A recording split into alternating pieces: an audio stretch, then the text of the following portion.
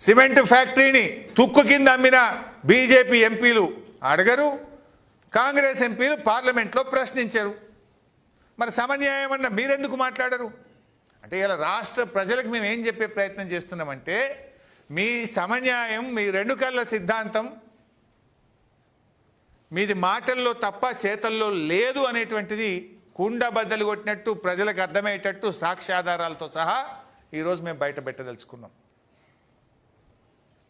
ఇవాళ మీరు ఆంధ్రప్రదేశ్ హక్కుల కోసం మీరు పనిచేస్తుండొచ్చు.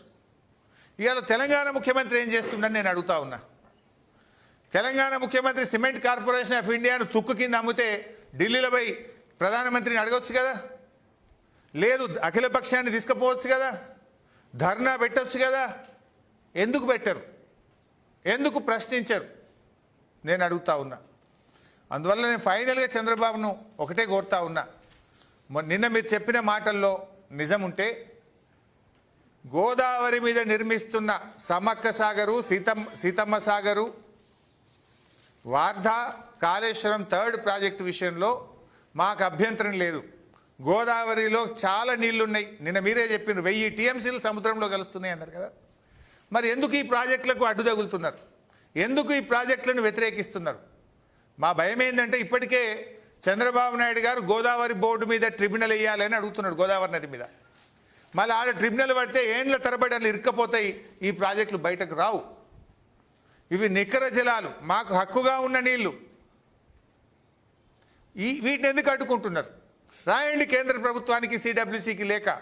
సమ్మక్క సాగర్, సీతమ్మ సాగర్, వార్ధా, కాళేశ్వరం థర్డ్ టీఎంసీకి అనుమతులు ఇవ్వండి, ఆంధ్రప్రదేశ్కి అభ్యంతరం లేదు అని లేఖ రాసి మీ చిత్తశుద్ధి నిరూపించుకోవాలని నేను కోరుతా ఉన్నా.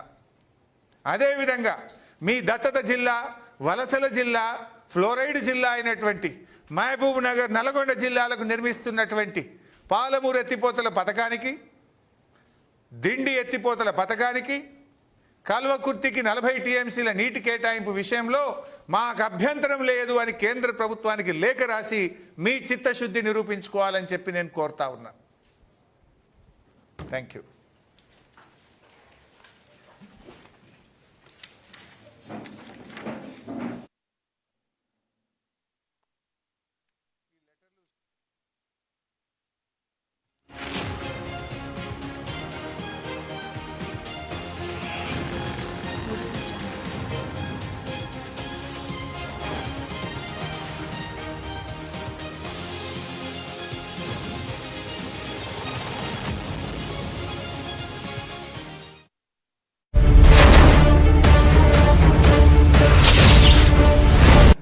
ఈరోజు ప్రజలు నిర్ణయిస్తారు ఎవరు ఎక్కడ కూర్చోవాలని.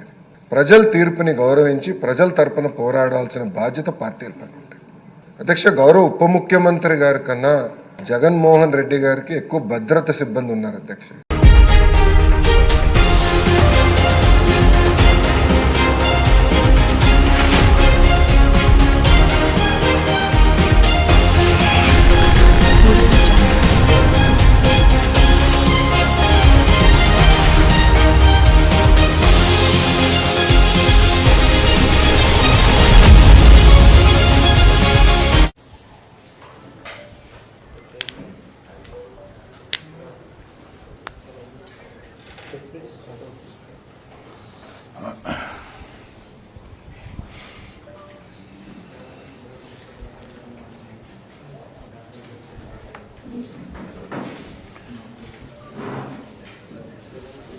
టైం అయిందా?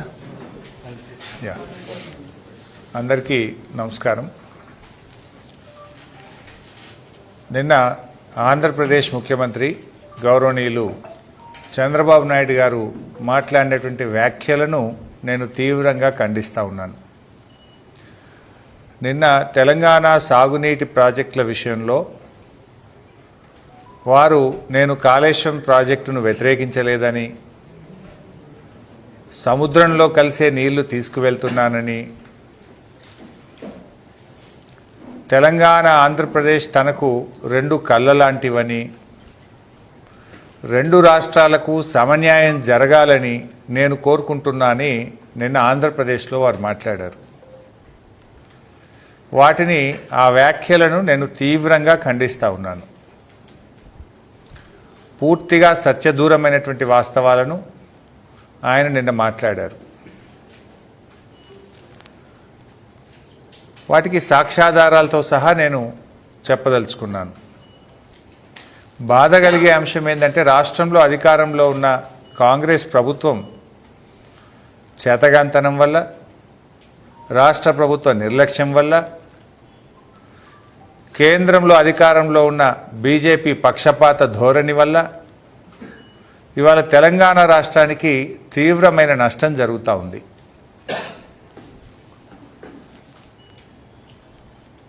ఇవాళ రేవంత్ రెడ్డి గారికి కేంద్రాన్ని ఎదిరించే ధైర్యము లేదు, చంద్రబాబును ప్రశ్నించే దమ్ము లేదు.